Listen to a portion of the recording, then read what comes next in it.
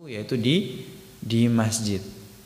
Maka apapun kumpulnya di masjid, diskusi apapun di masjid, kegiatan apapun di masjid. Maka dari itu, masyaallah muslimin rahimakumullah jami'an, hendaknya kita mencari petunjuk itu kepada masjid yang senantiasa disebutkan, dimuliakan, dilantunkan di dalamnya ayat-ayat Allah Subhanahu wa taala.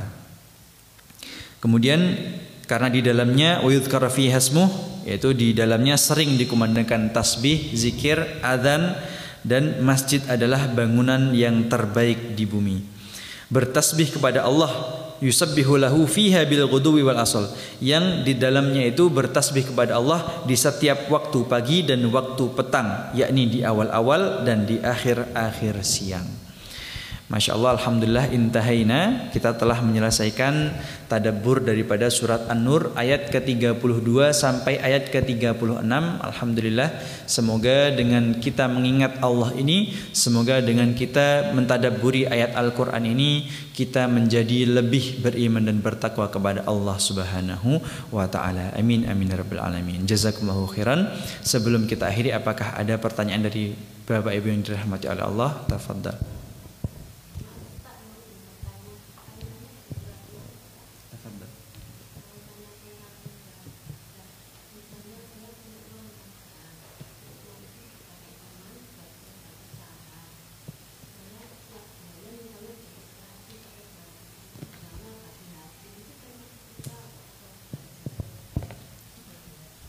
Bagi hasil. Bismillahirrahmanirrahim. Bismillah wassalatu wassalamu ala Rasulillah wa ala alihi wa sahbihi wa ala amma ba'd. Pertanyaannya adalah tentang riba. Bagaimana kalau kita meminjam uang ke teman kita, misal sebesar 5 juta, kemudian nanti tiap bulannya kita kembalikan kepada teman kita berapa Ibu? 100 atau 200 ribu dalam rangka bagi hasil. Kemudian nanti pembayarannya harusnya kan minjemnya 5 juta, harusnya dikembalikan 5 juta. Itu kembalikannya berapa Ibu? Tayyib. Tayyib. Jadi untuk riba itu hendaknya kita menjaga diri kita dari perbuatan riba, yaitu salah satunya hutang riba. Apa itu hutang riba? Hutang riba itu ketika kita meminjam uang kepada seseorang ataupun kepada pihak tertentu, misal kita pinjam 1 juta aja, misalnya pinjam 1 juta, tapi nanti sama pihak yang meminjamkan tersebut kita diperintahkan mengembalikan kita misal dicicil dalam waktu 6 bulan, yang setiap bulan harus membayar kurang lebih sekitar 100 berapa puluh ribu. Tapi karena dia meminjam dalam hal jasa, dalam bentuk karena dia berjasa sudah meminjamkan uang kepada kita, maka dia meminta agar kita membayar setiap bulan itu 200 ribu. Sehingga kalau dikalikan 6 bulan, 200 dikalikan 6 jadinya berapa Ibu? 1.200.000. Padahal kita minjamnya sejuta, kita mengembalikannya 1.200.000. Yang 200 ribu itu adalah riba. Nggak boleh. Kalau kita minjam 1 juta, maka hendaknya kita mengembalikan juga 1 juta. Jadi nggak boleh ada lebih di situ. Pinjam meminjam tidak boleh ada lebih di situ.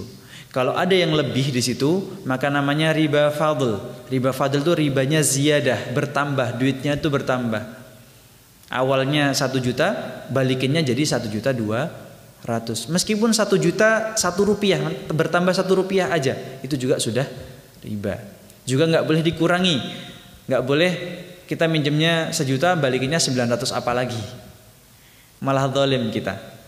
Taib, itu adalah sebagian daripada riba fadl, yaitu riba yang bertambah duitnya, dan ini yang banyak sekali terjadi.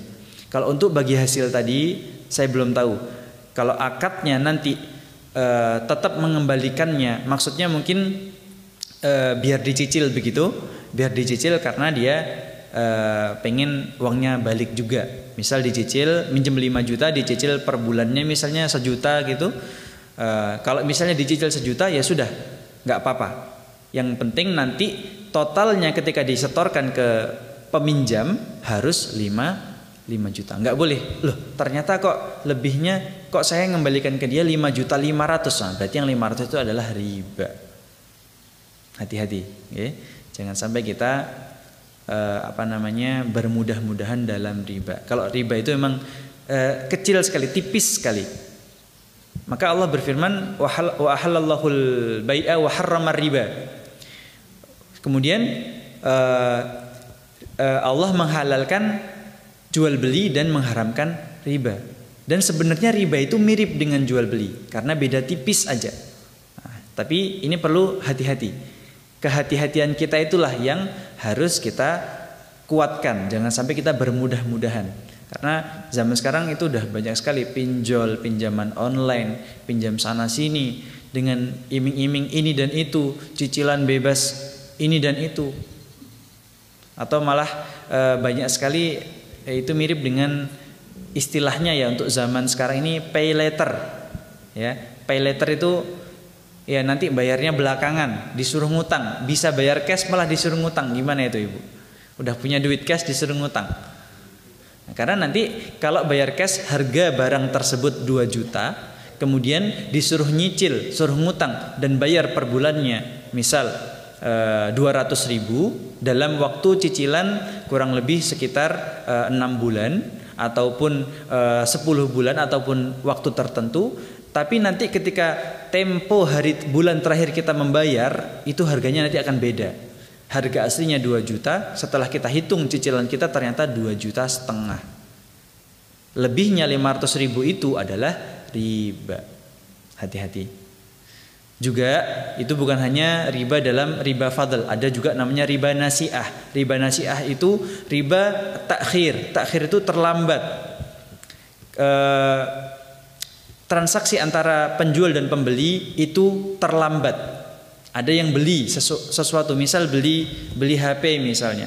Beli HP dari fulan ke fulanah, beli HP, harganya 1 juta misalnya. Kemudian pada saat itu saya mau beli HP ya, uangnya mana? Sebentar, ini uangnya masih nunggu transferan dari istri. Ya udah, HP-nya jangan dikasihkan dulu. Kalau uangnya sudah ada, baru transaksi itu boleh dilakuin. Tapi kebanyakan tuh sekarang seperti ini Bapak Ibu. Udah, HP-nya bawa dulu aja, ntar bayarnya transfer belakangan. Nah, itu namanya riba nasi'ah, riba takhir, terlambat pembayarannya itu terlambat gitu loh. Harusnya ya dan biadin. Transaksi muamalah jual beli harusnya ya dan biadin. Maksudnya cash langsung. HP diserahkan, uang diterima. Kalau HP diserahkan dulu, uangnya belum diterima, nanti pembelinya sudah mendapatkan manfaat HP, tapi penjualnya belum dapat manfaat duitnya. Itu namanya riba nasi'ah.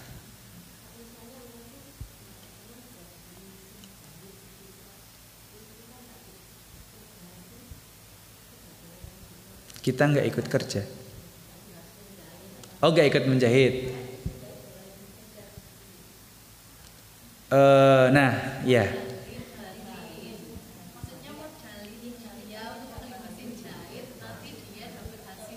Oh begitu. Berarti di situ ada kerjasama di situ ya. Tapi yang jelas tidak ada pertambahan dalam pembayaran peminjaman uang tadi. Kalau tidak ada pertambahan dalam uang tadi, misal minjemnya 5 juta, baliknya 5 juta, bayar 5 juta, yaudah, insya Allah clear di situ. Tapi ini kembali lagi tolong menolong ya, ini masuknya ke tolong menolong. Tapi bukan maksudnya nanti kamu harus bayar sekian karena kamu sudah meminjam sekian. Nanti ada tambahan sedikit karena itu jasa buat saya sudah minjemin kamu, jangan. Karena itu nanti masuknya riba.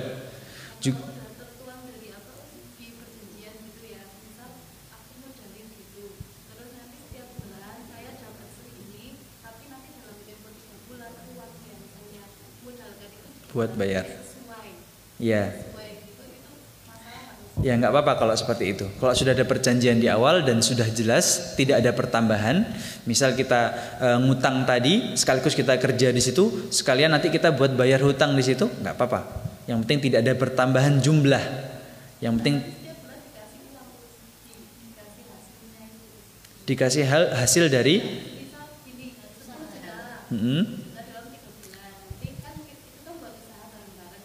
Oke. Taib.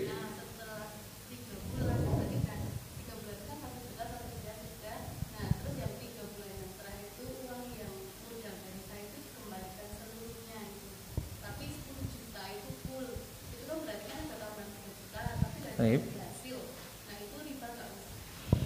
Kalau itu kategori dalam tolong menolong untuk berbisnis ya, mungkin kita melihatnya itu saling tolong menolong dalam berbisnis, bukan sekedar minjem duit kemudian nanti dibalikin gitu, bukan. Tapi ini untuk kemaslahatan bersama, maka ya kalau dia ridho ya boleh-boleh saja. Tapi kita juga perlu hati-hati. Yang penting kita hati-hati saja. Apakah di situ ada pertambahan atau tidak, begitu daripada apa yang kita pinjam.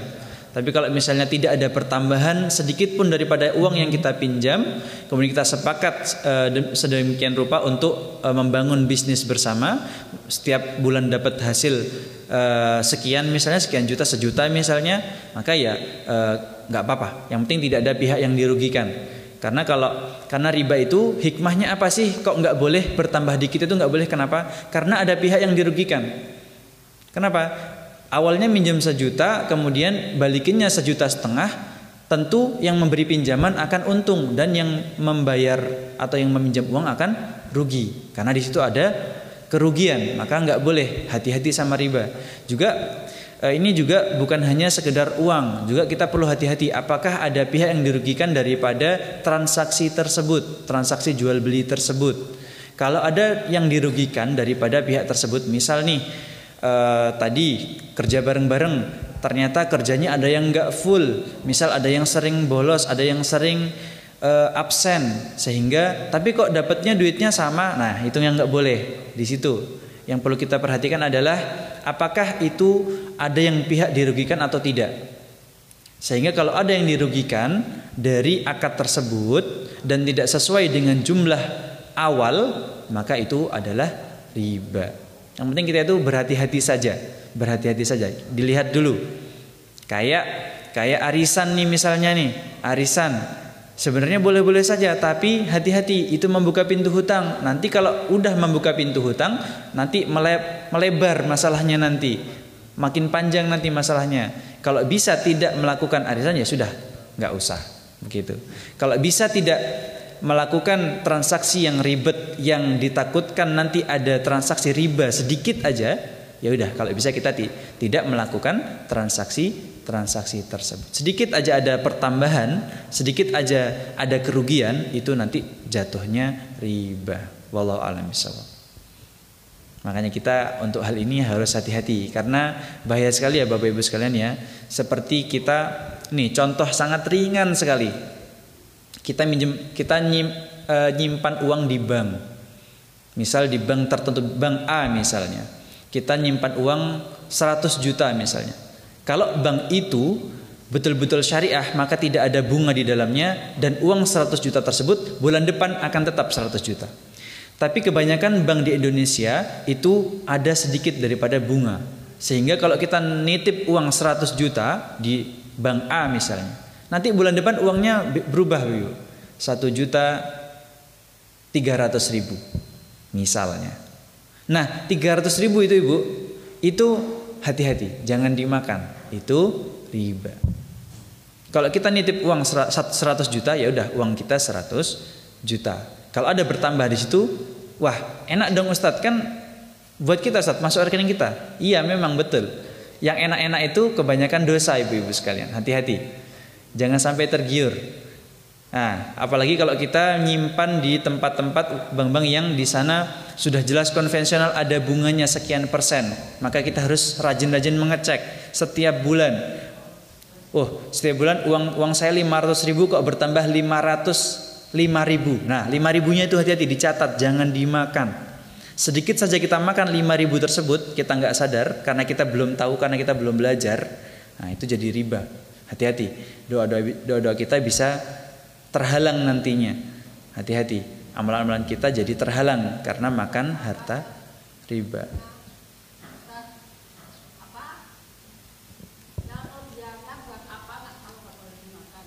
Dibiarkan aja Ibu, dibiarkan aja, nggak dimakan. Ibarat kita nemu duit, itu duit orang, jangan dimakan Ibu. Ya, kita nemu uang 100.000 di jalan. Ya, kalau orangnya nyari karena satu sibuk uang yang gede, mungkin orangnya akan nyari. Kalau kalau hanya receh, kita nemu uang 50 rupiah misalnya, dan itu luqatah dalam bentuk bukan punya orang, yang orang itu nggak bakal nyari, yang itu bukan transaksi, hanya sekedar nemu, maka itu nggak apa-apa. Tapi kalau itu berupa transaksi seperti kita nitip uang di bank, itu kan transaksi namanya. Itu mesti uang yang masuk ke dalam rekening kita. Kalau kita nggak ngapa-ngapain kok dapat duit, nah itu hati-hati. Kita berhati-hati dari uang riba. Enggak juga, Ibu. Jangan. Iya, sempat ada teman yang bertanya ke saya, Ustadz, gimana saya kan dulu begini Ustadz. Jadi ceritanya dia itu hijrah. Saya itu suka Ustadz, qadarullah, saya dulu suka yang nomor lotre itu togel ya. Yang nomor itu. Nah, saya dulu seperti itu Ustadz. Sekarang uangnya masih ada Ustadz, banyak nih Ustadz ya, uangnya. Gimana kalau saya bersedekah dengan uang tersebut? Apakah itu jadi pahala buat saya atau tidak? Nah, itu sama seperti itu.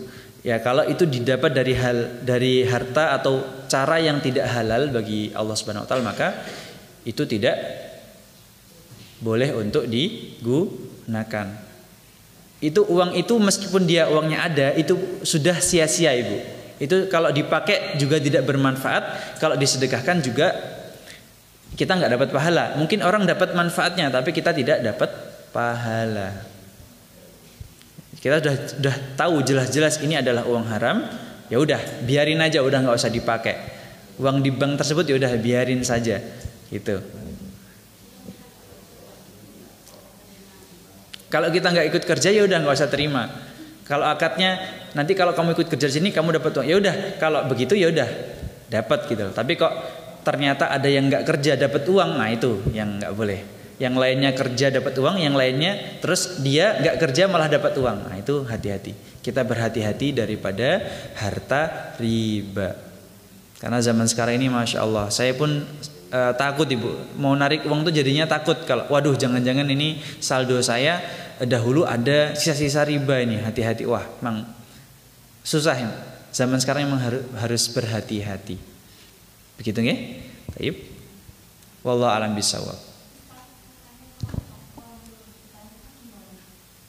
Kalau sudah terlanjur ya sudah kalau pengen taubat dari hutang riba ya sudah berhenti dari riba tersebut. Bagaimana caranya? Ya udah segera dikembalikan, segera diselesaikan permasalahannya. Misalkan dia sudah meminjam uang di bank, ya sudah segera lunasi, kalau bisa bayar pokoknya saja. Jangan dibayar bunganya. Karena kalau kita minjem uang di bank biasanya itu kita juga bayar bunganya. Karena memang seperti itu Ibu. Yang susah itu memang di situ. Karena transaksinya sudah ada bunganya, maka itu sudah riba. Di awal saja udah riba. Jadi ngerinya begini Ibu. Kalau kita minjem di bank, kita mengajukan peminjaman di bank 200 juta. Nanti yang cair mungkin hanya 190 juta. Tapi nanti pas kita suruh bayarnya 230 juta. Ngeri kan ya?